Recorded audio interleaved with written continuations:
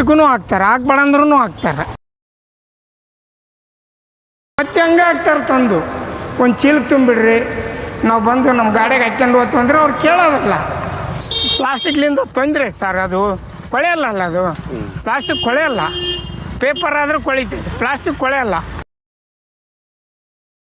Age ಒಂದು ಸಲ ಅಲ್ಲ, 2 ಸಲ ಅಲ್ಲ, ಒಂದು 100 ಸಲ 1000 ಸಲ ಹೇಳಿರ್ತೀವಿ, ಹಾಕ್ಬೇಡ್ರಿ, ಇಲ್ಲಿ ಹಾಕ್ಬೇಡ್ರಿ, ರೋಡಿಗೆ ಹಾಕ್ಬೇಡ್ರಿ, ಚರಂಡಿಗೆ ಹಾಕ್ಬೇಡ್ರಿ, ರೋಡಿಗೆ ಹಾಕ್ಬೇಡ್ರಿ ಅಂದ್ರೂ ಹೇಳಿದ್ರೆ ಏನಂತಾರೆ, ನಿಮ್ಮ ಅಪ್ಪಂದ ಜಾಗ, ನಿಂದ ಜಾಗ ಅಂತಾರೆ. ಯಾರಿಗೆ ಅಂತ ಹೇಳೋಣ ನಾವು? ತಮ್ಮದೇ ತಾವು ವಾದಿಸ್ತಾರಾಗಲಿ, ಹೌದು ಇಲ್ಲಿ ಹಾಕ್ಬೇಕಾ ಬೇಡ, ನಾವೇ ಗಲೀಜು ಮಾಡಿದ್ರಿ, ಇನ್ನು ಸೊಳ್ಳೆಗಳ ಕಾಟ ಎಷ್ಟು ಇರ್ತೈತಿ ಇಲ್ಲಿ ಅಂಬೋದು ಅವ್ರಿಗೂ ಇಲ್ಲ.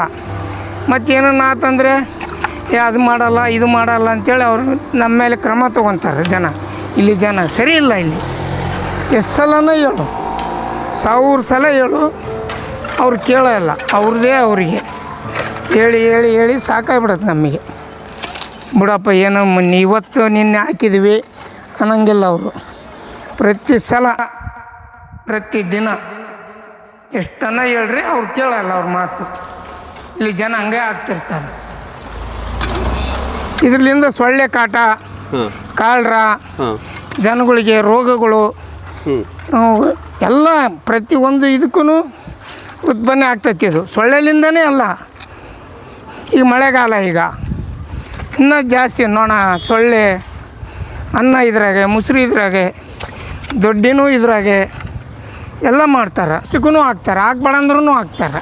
ಅಂದ್ರೆ ಹಸೆ ಕಸ ಒಣ ಕಸ ಬೇರೆ ಬೇರೆ ಮಾಡಂದ್ರೆ ಅವ್ರು ಮಾಡಲ್ಲ, ಒಂದೇದ್ರಾಗೆ ಹಾಕ್ತಾರೆ. ದಯವಿಟ್ಟು ಪ್ಲಾಸ್ಟಿಕ್ಗಳು, ಚಪ್ಪಲಿಗಳು, ಪೇಪರ್ಸ್ಗಳು ಮೋರಿಯಲ್ಲಿ ಹಾಕಬೇಡಿ. ದಯವಿಟ್ಟು ಅದನ್ನು ಸಪ್ರೇಟ್ ಹಾಕ್ರಿ.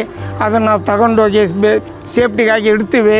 ಇದರಿಂದ ನದಿಗೆ ಹೋಗಿ ನದಿ ನೀರೆಲ್ಲ ಹಾಳಾಗಿ ಹೋಗ್ಬಿಟ್ಟೈತಿ.